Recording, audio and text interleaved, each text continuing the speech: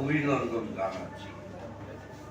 আপনারা জানেন গত 2রা সেপ্টেম্বর 24 তারিখ থেকে শ্রম অসন্তোষ চলছে।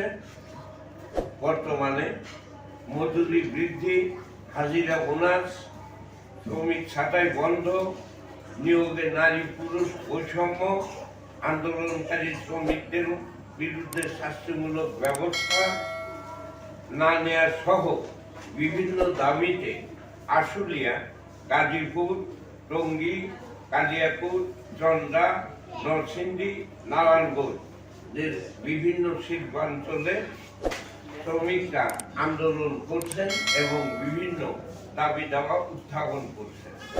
এই দাবি দাওয়া এবং আন্দোলন কোথাও কোথাও ভাঙচুর, জ্বালাও পোড়াও এবং মতো ঘটনার পেছনে এলাকার ভাড়াটেদের দেখা গেছে।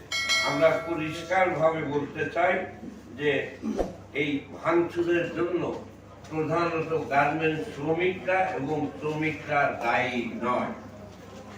তো আমরা আজকের এই সংবাদ সম্মেলনের মধ্য দিয়ে গার্মেন্টস শ্রমিকদের প্রতি আহ্বান জানাবো সমস্ত ধরনের ভাঙচুর, দালাল পোড়াও এবং সহিংসতা থেকে বিরত থাকার জন্য।